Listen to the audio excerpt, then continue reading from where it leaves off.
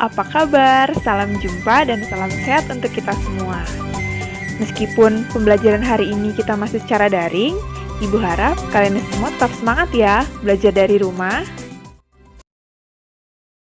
Pada pertemuan hari ini, kita sudah memasuki bab yang kedua, yaitu teks narasi. Dan fokus kita pada cerita imajinasi atau cerita fantasi.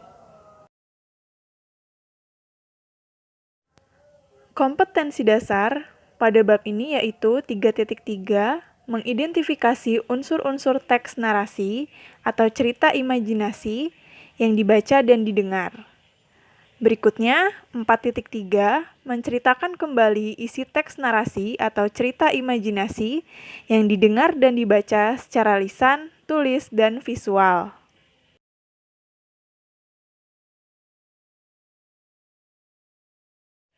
Tujuan pembelajaran yang akan dicapai yaitu siswa mampu memahami pengertian cerita imajinasi.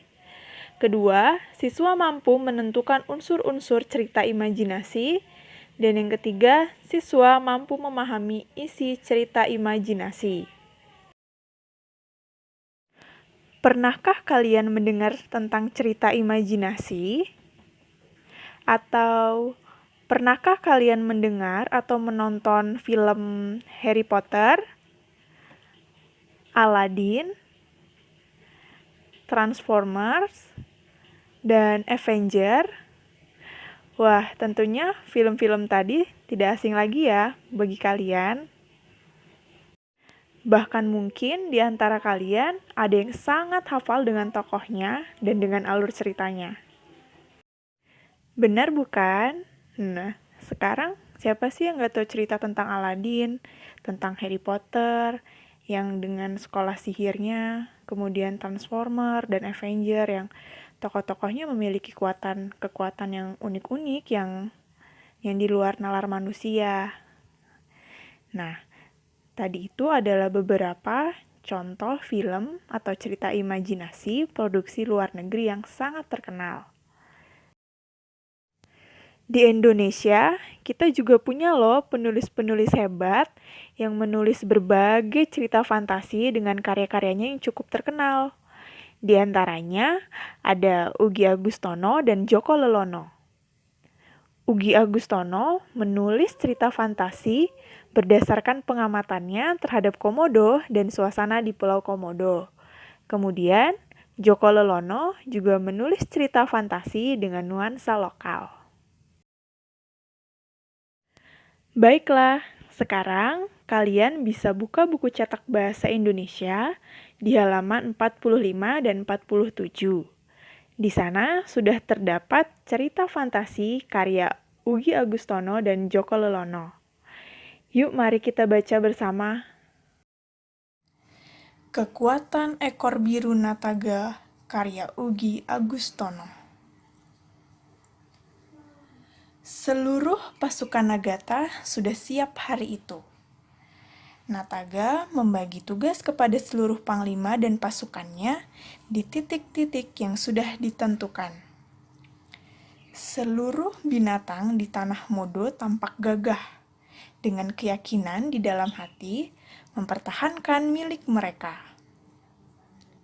Hari itu, sejarah besar di tanah Modo akan terukir di dalam hati seluruh binatang.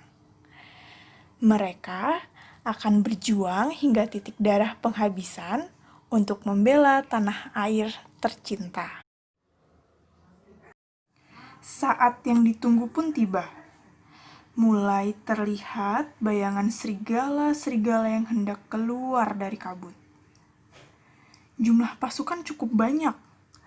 Nataga dan seluruh panglima memberi isyarat untuk tidak panik. Pasukan siluman serigala mulai menginjak pulau tanah Modo, susul menyusul bagai air. Tubuh mereka besar-besar dengan sorot mata tajam. Raut wajah mereka penuh dengan angkara murka dan kesombongan disertai lolongan panjang saling bersahutan di bawah air hujan. Mereka tidak menyadari bahaya yang sudah mengepung. Semua binatang tetap tenang menunggu aba-aba dari Nataga. "Serbu!" teriak Nataga sambung menyambung dengan seluruh panglima. Pasukan terdepan dari binatang-binatang hutan segera mengepung para serigala dengan lemparan bola api. Pasukan serigala sempat kaget, tak percaya. Cukup banyak korban yang jatuh di pihak serigala karena lemparan bola api. Namun, pemimpin pasukan tiap kelompok serigala langsung mengatur kembali anak buahnya pada posisi siap menyerang. Mereka tertawa mengejek binatang-binatang ketika banyak bola api yang padam sebelum mengenai tubuh mereka.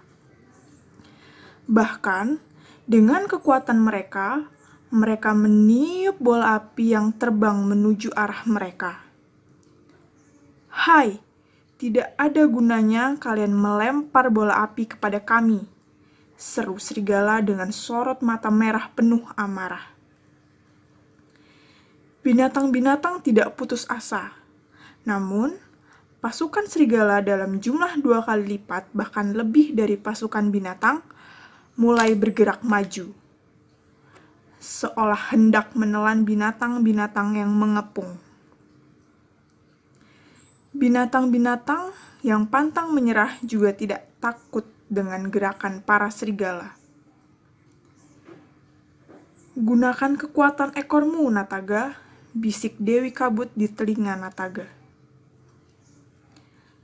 Nataga sempat bingung dengan kata-kata Dewi Kabut. Karena banyak bola api yang padam, Nataga segera memberi aba-aba, berhenti melempar dan mundur kepada seluruh pasukan.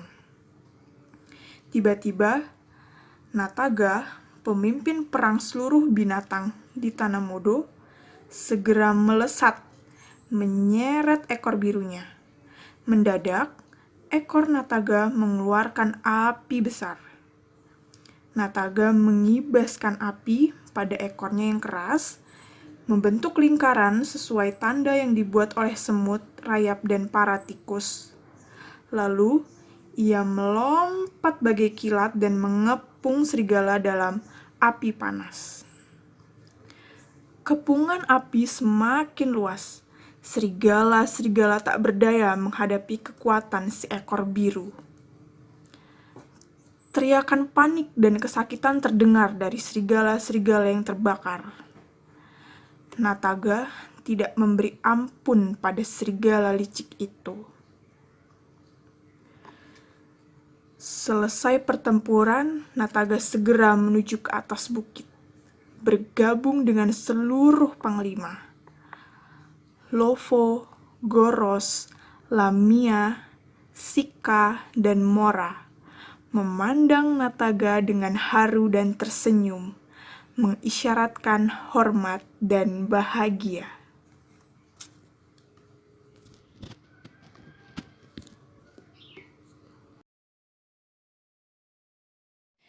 Ringkasan cerita fantasi dari buku Anak Rembulan, Negeri Misterius di Balik Pohon Kenari, karya Joko Lelono. Nano, si anak rembulan, berangkat sendiri berlibur ke Wulingi, tempat tinggal Mbah Sastro. Ia selalu suka liburan di sana karena ia bisa bersepeda keliling Wulingi dan bermandi-mandi di Sungai Lekso yang menyegarkan. Tak jarang juga Nano membantu Mbah Mas yang punya warung makan di stasiun Wulingi. Suatu hari, Nano ditugaskan untuk membeli tahu goreng Kenjari, tempat Mbah Pur kakek buyutnya. Nano pun berangkat dengan sepeda. Nano mengambil jalan pintas menuju Jari. Di tengah perjalanan, ia berhenti sejenak untuk melihat sebatang pohon kenari besar di tepi Kalinjari yang pernah diceritakan oleh Mbah Pur. Menurutnya, dahulu ada seorang anak bernama Trimo yang menghilang di dalam pohon kenari itu. Trimo menghilang ketika ia sedang berlindung dari serangan Belanda. Ia lenyap begitu saja, seolah-olah pohon besar itu telah menelannya.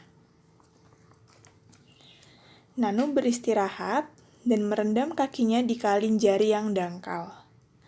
Sepedanya diparkirkan di pohon kenari tadi. Namun, ketika ia kembali, sepeda itu tidak ada. Ia pun dikejutkan dengan kedatangan seorang anak bernama Trimo yang memperingatkannya untuk bersembunyi. Akan tetapi, Kapitan De Jerry dengan mudahnya dapat menemukan tempat persembunyian mereka. Sadarlah Nano bahwa ia sedang berada di zaman Belanda. Pohon kenari besar tadi menghilang, digantikan oleh tenda-tenda, gerobak, kuda, serta orang-orang dan pasukan Belanda yang tiba-tiba berdiri mengelilinginya. Nano nyaris dihukum gantung gara-gara kaos Manchester United yang dikenakannya saat itu. Setelah itu, dia terperangkap di warung Mbok Rambi yang merupakan jelmaan iblis. Berkawan dengan kelompok semut hitam yang ternyata adalah segerombolan pencuri. Nano juga bertemu legenda Gunung Kelut, Mahesa Suro dan Lembu Suro, berjumpa dengan Sars, si putri Belanda yang dapat mengubah dirinya menjadi burung kenari, dan berhadapan dengan Sri Ratu yang dijuluki setan merah karena kekejamannya. Tiba-tiba, Nano diminta untuk memimpin perang yang disebabkan oleh konspirasi orang-orang dalam kerajaan. Nah, sekarang setelah kita membaca 2 cerita fantasi karya penulis Indonesia, dan tadi juga kita sudah mengetahui beberapa film fantasi produksi luar negeri, apakah kalian sudah bisa menemukan atau memahami apa itu pengertian dari cerita imajinasi atau fantasi?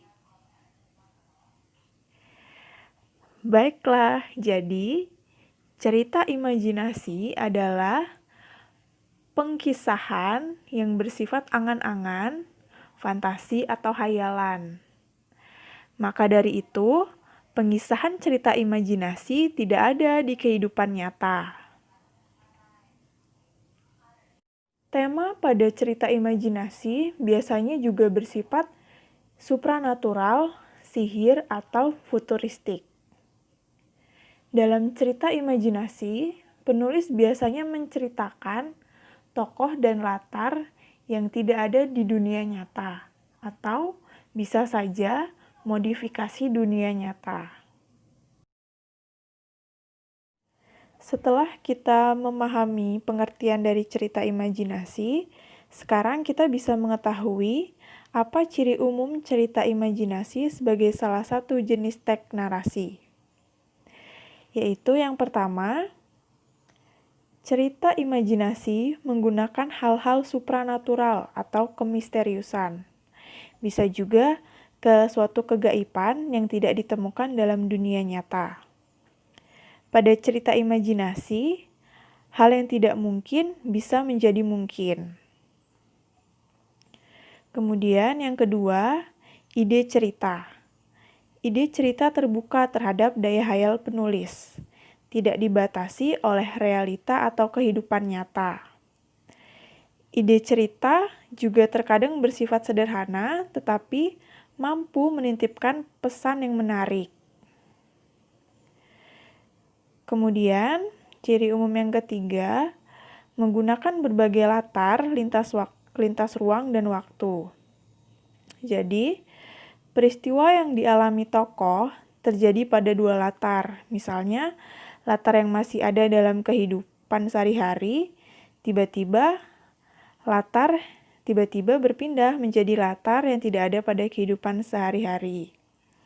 Maka, alur dan latar pada cerita fantasi memiliki kekhasan.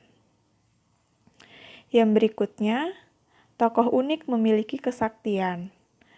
Tokoh dalam cerita imajinasi bisa diberi watak dan ciri yang unik yang tidak ada dalam kehidupan sehari-hari. Misalnya, tokoh memiliki kesaktian-kesaktian tertentu. Kemudian, tokoh mengalami suatu peristiwa yang misterius. Kemudian, tokoh mengalami kejadian dalam berbagai latar waktu.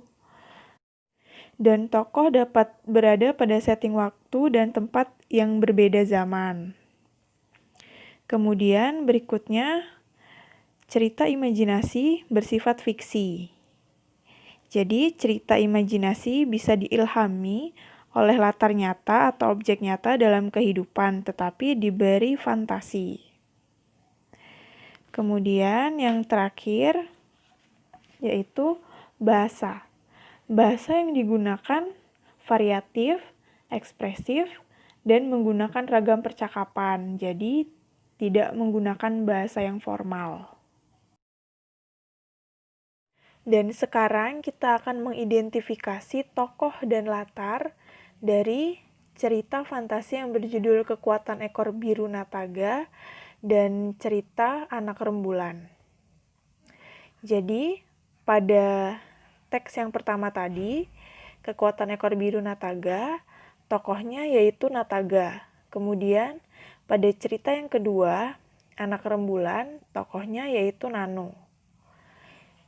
Nataga dan Nano merupakan tokoh utama dari kedua cerita tadi. Sekarang, latar. Latar itu bisa berupa tempat atau waktu yang terjadi pada cerita. Pada teks yang pertama tadi, latarnya yaitu Pulau Komodo atau Tanah Modo. Kenapa Tanah Modo? Karena Tanah Modo ini sebagai penggambaran dari Pulau Komodo. Kemudian, pada teks yang kedua, latar tempatnya yaitu di Kota Blitar, tepatnya di Wulingi.